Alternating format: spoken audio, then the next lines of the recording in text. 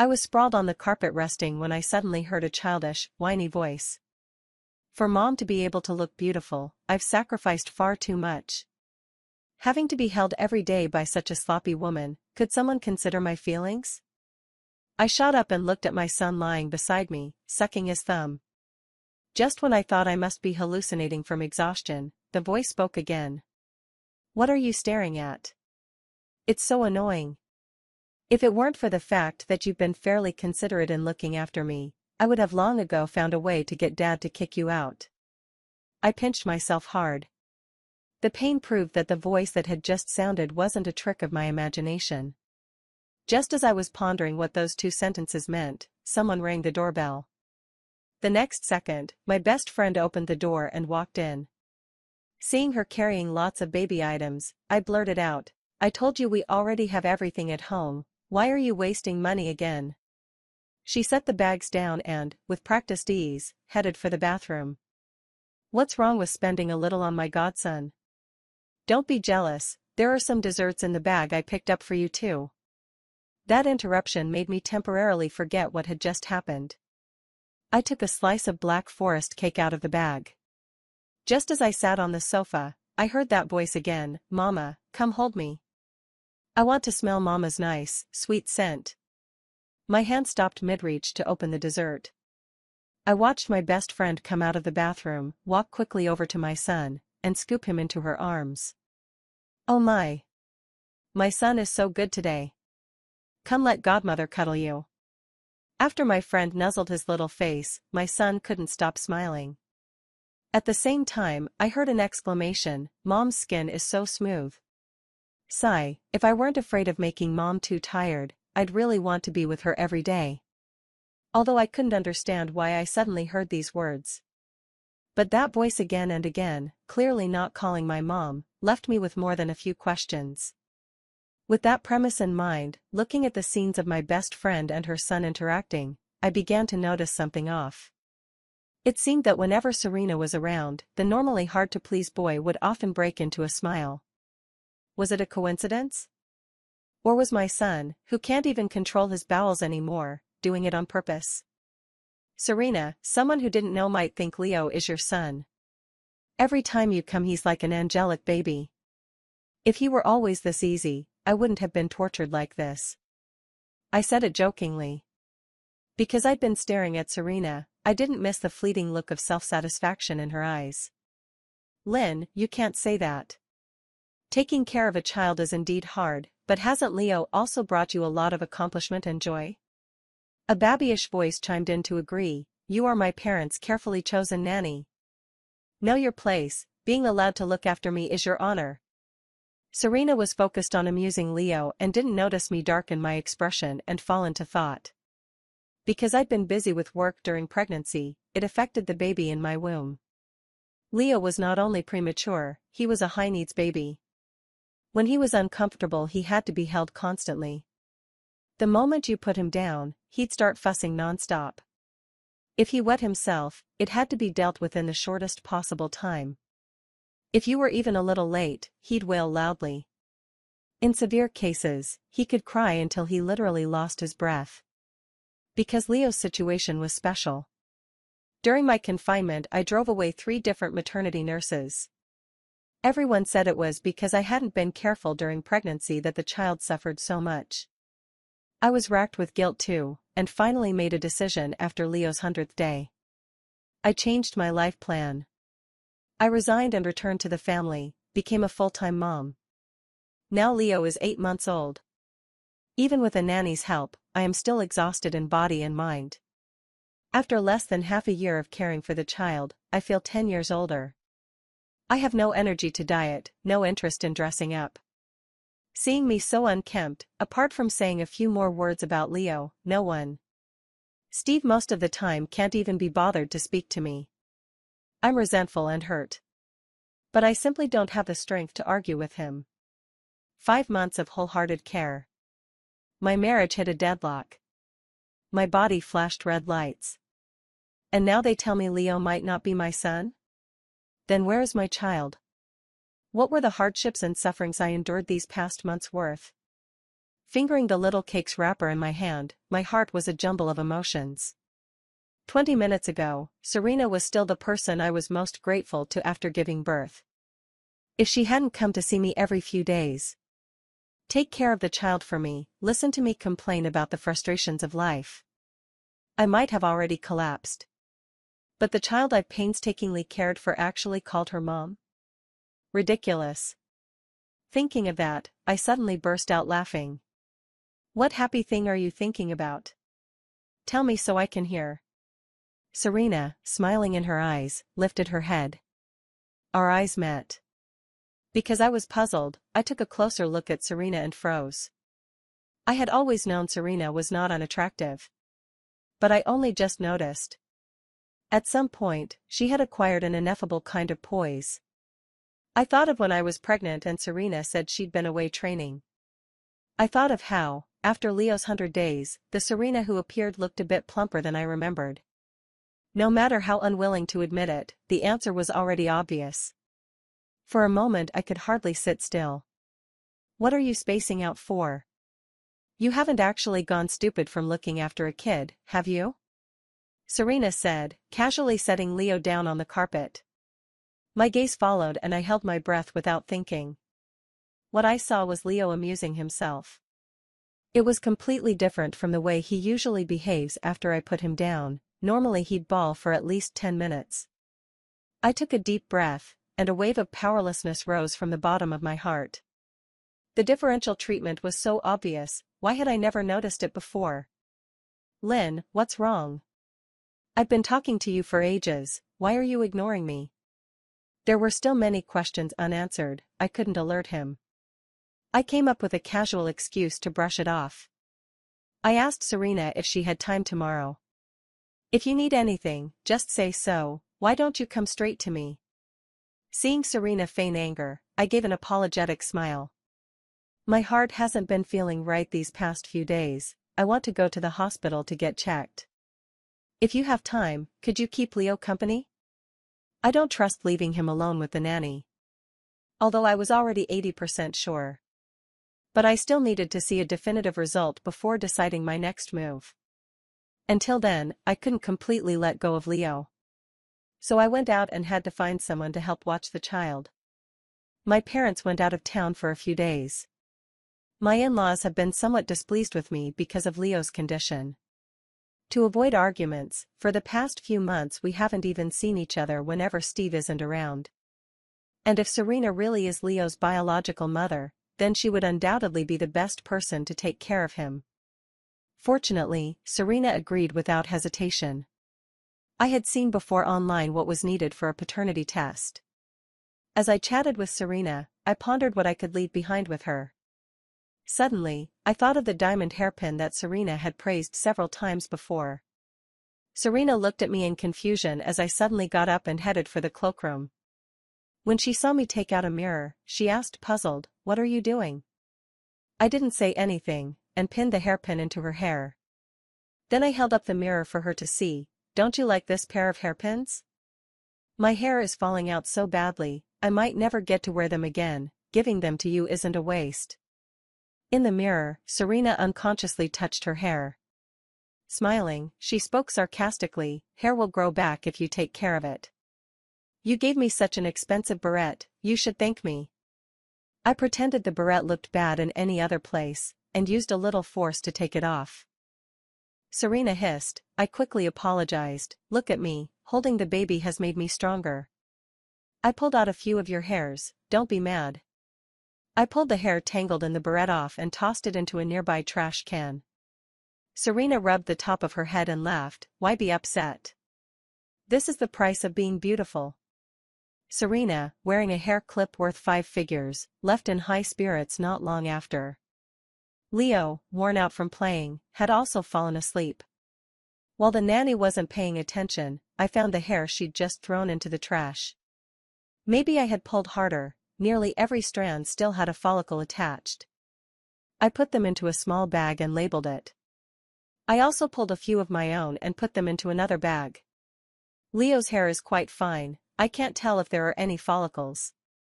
I can only wait until he wakes and trim his nails, putting them together with his hair.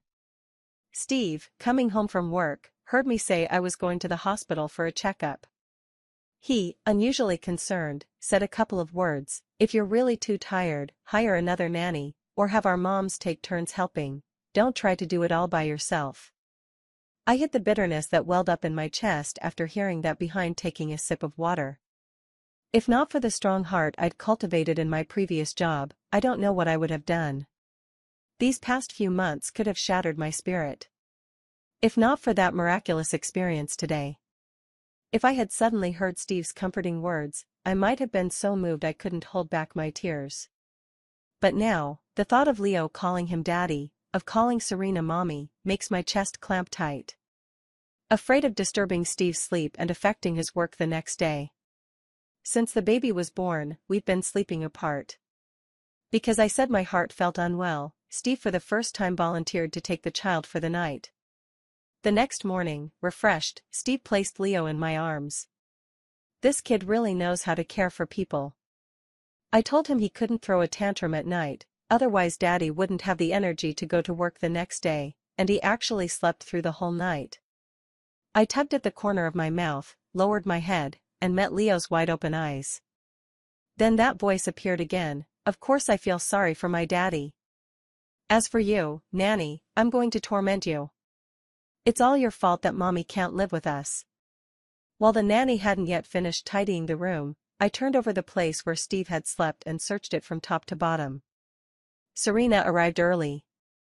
After giving a few casual instructions, I walked out of the house alone, breathing the fresh air outside. For a moment I felt dazed. How long had it been since I really looked at the sky? How long since I had seriously basked in the sun? I only had a child. How could I have lost control of my own life? A friend I know works at the certification office. To get the result faster, I even added a little extra money. Maybe they'd seen someone like me before. My friends didn't ask a thing. They took a few samples and personally watched the process for me. When they learned the results wouldn't be ready until tomorrow at the earliest, I turned and went to the hospital. My heart really wasn't feeling well. In the past few months, the longest sleep I've managed was less than 3 hours. Anxiety, inflammation, my hair falling out in clumps. Every morning I open my eyes to the child's cries. Even in my dreams the child wails in discontent. I can hardly imagine what it would be like without a nanny to share the household chores. Could still lend a hand when I couldn't handle it alone. What would I be like now? Your myocardial ischemia is pretty severe. You need to adjust your routine immediately. If you keep neglecting it, you could very well suffer sudden death. Back home, Serena was holding Leo and watching TV. After I finished relaying the doctor's words, Serena was silent for a long moment. "Lynn, find someone else to help. I'll come by often to keep you company, but you can't keep burning yourself out like this." After Steve returned, he held the medical report and stared at it for a long time. Before I went to sleep, I heard him make a phone call to his mother. The next morning, my in-laws arrived with their suitcases and rang the doorbell. It wasn't time for Steve to leave for work yet, so he stayed and went over a lot of things with them. After Steve left, my mother-in-law, unusually, didn't turn her face cold toward me. "Lynn, go back to sleep for a while. I talked it over with your dad. We'll help you look after the baby this month. If you think we're doing a decent job, you can let us take over from now on. If you're not satisfied, we'll take turns with your parents to help. We'll learn from each other and improve together. We'll never let you bear it all alone like before." That morning, Leo and Serena gave his grandparents just as much face as they had when they were present. While I was catching up on sleep, he only cried once. It was completely different from when I was doing everything myself. When I went to the bathroom, I heard my in-laws talking in the study. "Is our grandson really as difficult as Lynn says? Don't you think she just doesn't know how to take care of a child, and that's why she's worn herself out like this?" The father-in-law told the mother-in-law to say less. Since she's come, she should be of real help. But the mother-in-law clearly wasn't satisfied. "Is that test report really true? Our son couldn't have been fooled by her, could he? It's fine that Lynn is ambitious, but if she's scheming to get back to work, I won't let her off. I slipped back into the bedroom. I picked up my phone wanting to ask a friend when the paternity report would be ready. While I was typing, my friend sent me a link. Lynn, the child is indeed not yours, but he shares biological ties with the owners of 2 other samples. The worry that had gnawed at me for over 20 hours suddenly plummeted to the bottom of a ravine. My hand shook as I clicked the link. I read the conclusions of the 3 reports countless times. The name on the sample was written by me. And my friend has been meticulous since childhood. With him watching the whole process, the samples could never have been mixed up. So, the husband I've loved for years really did end up with the childhood friend I grew up with. And I had been foolish enough to give up my promising future. I wasted my health and life caring for their child. Then where is my child? During those months when I exhausted myself caring for Leo, did my child eat enough and stay warm? My child. Is he still alive? When people are grief-stricken to the utmost, they can't even make a sound when they cry. I kept pounding my chest, tears plopping down one after another. After crying for almost half an hour, I called a few friends. At the same time, I also reported it to the police. When I came out of the room, my mother-in-law saw my swollen, red eyes and was about to say something, then shut her mouth. She gave my father-in-law a look. Then she sat down beside me holding Leo. Lynn, see how well-behaved Leo has been this morning? Go on, hold him. The moment I met Leo's gaze, his inner voice sounded in my ear as if on its own, if you dare pick me up, I'll cry right in front of you. I love seeing you at a loss the most. I acted as if I hadn't heard a thing and stared blankly into space. A few friends arrived quickly. Seeing so many people come at once, my in-laws were a bit stunned, but they still fussed about and poured water for everyone. But when Grandma saw Steve, who should have been at the office, walk in, she was displeased. Lynn, what on earth is this? Why on earth did you have to call Steve back at a time like this? While she was in the middle of complaining, someone else pressed the doorbell. Seeing the police, everyone's expression changed except for those few friends. My in-laws and Steve wore different looks.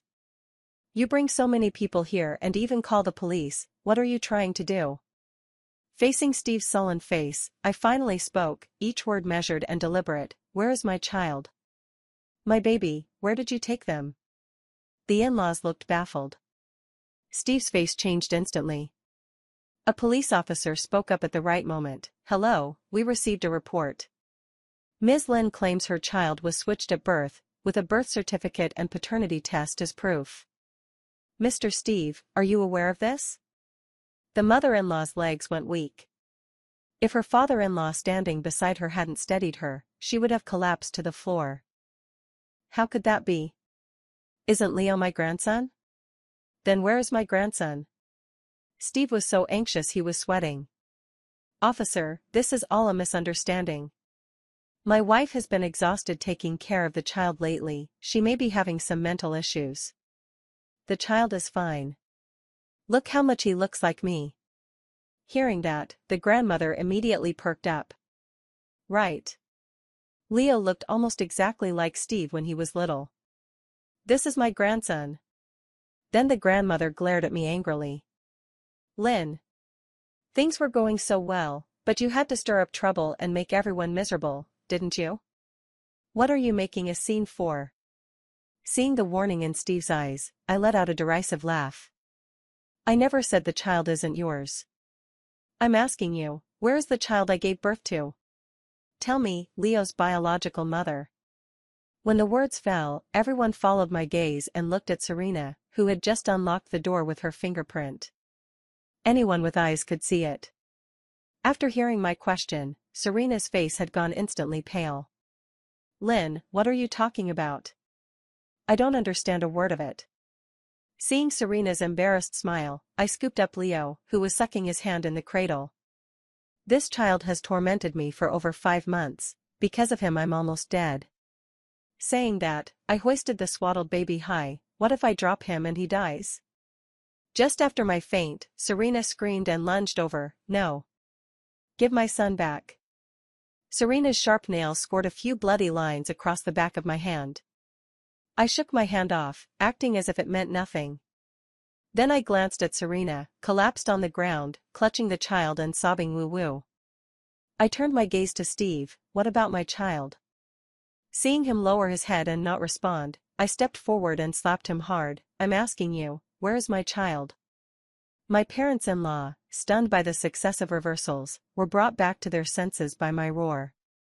My mother-in-law burst into tears. She patted Steve's back. What on earth is going on? Why did you have a child with Lynn's friend? Where is the child Lynn gave birth to? Seeing that Steve still had nothing to say, I completely lost control.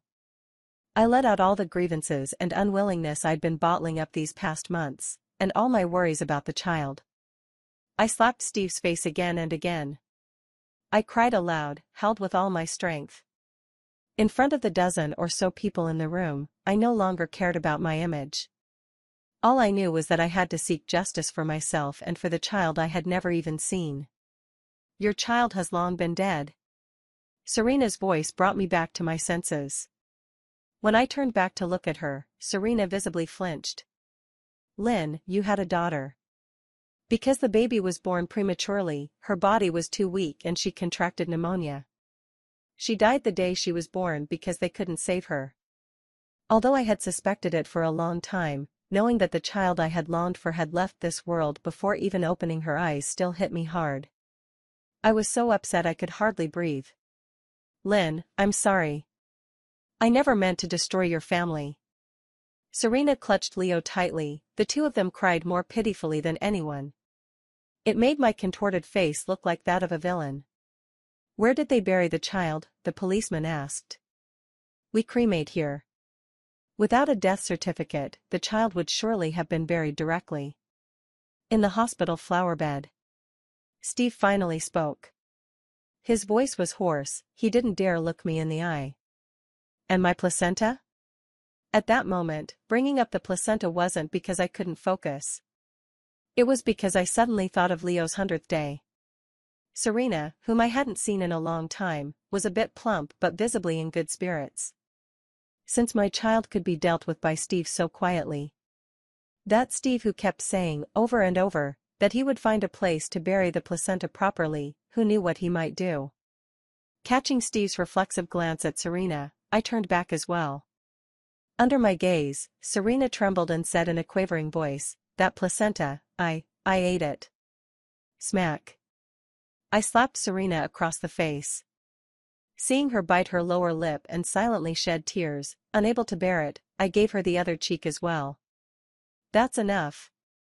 Maybe afraid I'd hit Serena the way I hit him, Steve grabbed my arm. It was wrong of me to hide the child's existence from you, but you were in a bad state back then. If I'd told you the baby was born and gone, who knows what you'd have turned into. 5 years of dating, 3 years of marriage. I understood what Steve's unfinished words implied. Are you trying to say that handing that little bastard over to me to raise was for my own good? Steve warned disgruntledly, Lynn, even if you're crazy, there should be a limit. Leo is so young, no matter what, you've taken care of him for months. How can you call him a bastard? Ridiculous. 2 pieces of trash carrying on under my nose, messing around with other people. And they still have the nerve to argue with me about what you call a child. You talk so high and mighty. Aren't you just hoping I'll be a free babysitter? As if hit in the most vulnerable spot, Steve lost his composure. Because of your work your pregnancy looked bad, our daughter died right after she was born, I didn't make life difficult for you, and I even gave you a son, what else are you unhappy about? I'm not saying I can't afford to keep you, why work yourself to death? If you hadn't made such a scene, the son would always have been yours, he would have called you mom and taken care of you in your old age. Bang. One friend couldn't stand it any longer and kicked Steve. Once a starter, the other 2 friends who'd been listening jumped in. The 3 of them, fists and feet, beat Steve until he had no strength to fight back. The mother-in-law had been crying by the side. Seeing Steve being beaten, she tried to step forward to stop them, but the father-in-law grabbed her. This is the result of your constant spoiling. You didn't teach him properly when he was little, so now someone else has to teach him for you. Perhaps it was the first time the police had seen such a bizarre case. They only stepped forward to intervene after the friends were about to stop. "You three, go back to the station with my colleague to give statements. The rest of you come with me to find the child's body. It needs an autopsy to find out exactly how the child died. Everyone in the house, without exception, has to go to the station. Serena doesn't want to, but she can't avoid it." Seeing everyone standing up, I looked at Ethan, who had been sitting motionless. "Are the statements all done?" When he nodded, I turned to Steve, whose face was swollen and bruised from the beating. "I want a divorce." "You leave with nothing." Steve hadn't spoken yet when my mother-in-law objected first. "Why should she walk away with nothing?" "Lynn, Steve did wrong by you. You can beat him, scold him, even if you don't want to live with him anymore. I can accept that, but you can't be so final about it." Serena didn't dare speak. But from her expression I could tell she wasn't pleased with what I said either. Looking at these people in front of me, the faces of those I once considered closest, I laughed. "I'm the one being final? Which of the things your son did wasn't final?" My mother-in-law was clearly in the wrong. Still trying to argue her point, she muttered a couple of quiet complaints, and I shot them down immediately. He shamelessly enjoyed benefiting from my efforts. I quit my job to take care of a bastard who has nothing to do with me. Because of that bastard, I stopped caring about my appearance. I couldn't eat or sleep, and now even my heart is failing. The doctor said that if I continue like this, I could just drop dead, and it's all because of your son's selfishness. You owe me, not the other way around. How dare you say I'm unreasonable? I gave so much, I lost so much, shouldn't he compensate me?" My mother-in-law had nothing more to say. She looked up and saw Steve watching me with a complicated expression. I didn't even acknowledge him. I walked past him and went out first, getting into the police car. A few friends had already been taken away by the police ahead of me. They were worried I couldn't bear it alone. Ethan spoke with the officers and he accompanied me to the hospital to dig up the child's body. With him sitting beside me. All the way there, Steve in the same car said nothing. The child had been wrapped in cling film by Steve and buried beneath a ginkgo tree in the hospital garden. Seeing that tiny bundle unearthed from the soil, I burst into tears instantly. Back at the station, the coroner performed the autopsy right away. Knowing I was in a bad state, the police told me to wait for the results before taking my statement. 3 hours later, the police handed me the autopsy report. It showed that the child had indeed died of illness. Although homicide was ruled out, Steve would still be penalized for mishandling the body. He left his illegitimate child in my care and even registered him under my name. Astonishingly, Steve's action wasn't technically illegal. Seeing my unease, the female officer taking the statement kindly advised, "The law doesn't clearly cover this, but even if he can't be punished legally, public opinion can. It's up to you how you want to handle it." After all the fuss, it was dark by the time I got home. I changed the lock code and deleted everyone's fingerprints from the system except my own. At 10 o'clock in the evening, the doorbell rang. Maybe they were afraid I wouldn't open. As they rang, someone outside kept shouting, "Lynn! Hurry and open the door. Your mom knows you're home." Seeing my dust-covered parents who should have been traveling out of town, I frowned. "Why did you come back at this hour?" My mother's eyes were severely swollen. When she heard my question she spoke in a choked voice. "With something this big happening, how could we possibly enjoy ourselves? If Ethan hadn't called me, were you planning to hide it from us forever?" Hearing that, I, lying on the sofa, raised an arm to cover my eyes and didn't want to say anything. My parents went out traveling at this time because we had just had a fight a few days earlier. Like everyone else after having a child, they blamed me whenever anything went wrong with the baby. They said it was my fault, that I hadn't taken good care of him. I don't have much breast milk, most of the time Leo is fed formula. Even so, whenever I eat a little dessert my mother scolds me. She tells me I'm too old to have cravings and accuses me of not caring about the baby's life. My in-laws don't understand how hard it is for me to take care of the baby. I can accept that. But I can't accept that my own parents stopped treating me like a person after I gave birth. I told them Leo is hard to manage, I'm under a lot of pressure, and my body doesn't feel well. Only having some sweets can lift my mood a bit. And I've asked the doctor many times, as far as my milk supply goes, eating sweets won't affect the baby at all. But my mother won't listen. She thinks everything must be sacrificed for the child. She says Leo is difficult because of the sins I committed while pregnant. She says that if I'm under stress, it's because I don't know how to regulate myself. In her eyes, I was someone who couldn't take care of a child, who'd turned my own life into a wreck, a useless person. After another argument over something trivial, I finally snapped. My dad usually stayed out of the disputes between my mother and me. But that day, for the first time, he spoke up and kept agreeing with whatever my mother said. I drove them away. In a fury, my mother booked a tour group. She said she would never speak to me again. No matter what problems I ran into, I shouldn't come to her. These incidents, one after another, weighed on me until I could barely breathe.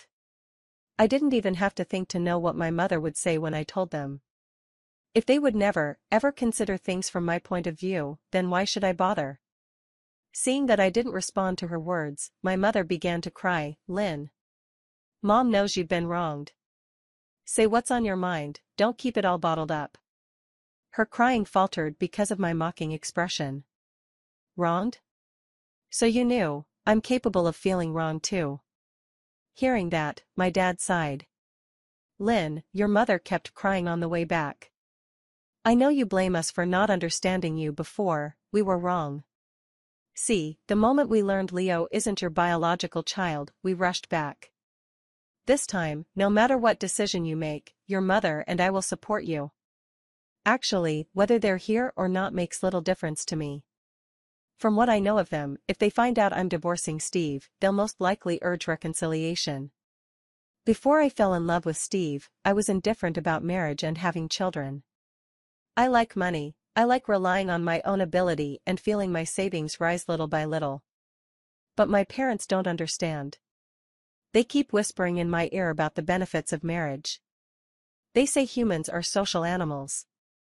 Without marrying, without having children, your life is incomplete. Hearing it so often, my resolve gradually softened. Having been with Steve for 5 years, my parents have constantly urged us to hurry up and get married. After we married, it was my parents again, endlessly pressing me to have children soon. Although the final decision was mine and I alone must bear whatever consequences came of it, there's no denying that my parents played a considerable part in it. Go on, you too. I want to be alone for a while. Normally when I say that, my mother would scold me for being ungrateful. But today she rose briskly and didn't utter a single unnecessary word. Before she left, she glanced back at me. Tomorrow morning your father and I will come pick you up. We'll go together to see that child off. Cremations are usually done during the day. I didn't want the child to be left alone at the crematorium overnight. So I discussed it with the police and had the child placed first in the morgue at the station. I'd come to collect them the next morning. That night I barely slept. In my dreams a little girl's voice kept calling Mama. I woke up to find I'd cried through the night without even realizing it. Early the next morning, the friends I'd asked to help yesterday had mostly gathered outside the station. I glanced at my father and mother-in-law standing there, helpless, and without a second thought walked straight in. The way Steve handled the child's body violated our funeral management regulations. Yesterday I learned from the police that they were going to cremate and bury the child. Steve, who had been detained for 24 hours, asked the police to pass along a message. Could we wait until he was released to hold the funeral? In front of my father and mother-in-law, I told the officer, please pass this on to him, he doesn't deserve to be a father, and my daughter would never want to see him again. What was unusual was that my mother-in-law had no reaction to what I said. In our custom, funerals for children who die young must not be lavish. Otherwise it will affect the child's reincarnation. So after we retrieved the body that had been examined by the coroner, we went to the crematorium. A little over an hour later, my daughter, whom I had never seen, was a small jar of ashes in my arms. As we were getting ready to leave, my mother-in-law mustered the courage to come over to me.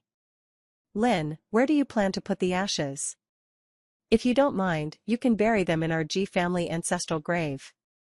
In the older generation's view, children who die young are generally not allowed to be buried in the ancestral tomb.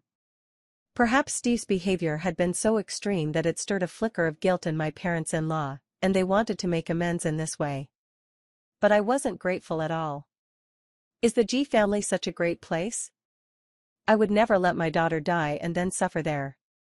A bland, dismissive sentence shut my mother-in-law up completely. After dealing with the child's affairs, I didn't rest for a single minute. I went to find a lawyer to draft a divorce agreement. At 7 in the evening, Steve, unable to get into the house, pressed the doorbell. He had barely stepped in and hadn't said a word when he saw the divorce papers I held out to him. Sign them. Go get the certificate first thing tomorrow morning. Steve usually took great care with his appearance. But after being detained for 24 hours, his beard had grown in and there were dark purples under his eyes, no trace left of the man who had once been called a heartthrob. Did it have to come to this? Steve's voice was hoarse, as if he hadn't had a drink of water in days. I shook the divorce papers, puzzled, and asked, "Do you really think that after I found out what you've been doing, I could just bury the hatchet and keep living with you? What kind of dream are you having? Aren't you afraid I'll wake up in the middle of the night and slit your throat?" Steve was left speechless by my words. After taking a deep breath, he took the paper and pen and signed his name. "I'm planning to sell the house. It's too late tonight, pack a couple of changes of clothes and go stay somewhere else. After the divorce is finalized, you can come back and collect your things." He was willing to sign the divorce papers. It proved that Steve agreed to walk away with nothing. So when he heard I was going to sell the house, he didn't react much. He just hadn't expected that I wouldn't even let him stay one more night. "Lynn, do you have to be so absolute about this? We're not even divorced yet. Do I not even have the right to live here?" "Yes, you don't," I said seriously. "You make me sick when I see you, and being in the same space with you suffocates me, so you have to move out." Steve, furious, took nothing and stormed out. I felt relieved, locked the door from inside, and prepared to wash up and go to bed. Maybe because everything had settled, I slept pretty well that night. The next morning, Steve was already waiting outside the Civil Affairs Bureau, his eyes rimmed with red. It was obvious he hadn't slept a wink. When the clerk asked the reason for the divorce, I answered without changing expression. He cheated, made me raise the child he had with the other woman, and secretly buried my newborn daughter who died shortly after birth. In that short sentence a flood of information was released. People standing around us all turned to look. I hadn't expected Steve to lose control and blurt all that out in public. He trembled with rage, but couldn't utter a single denial. The divorce papers will take another 30 days. The thought of having to see Steve again made me nauseous.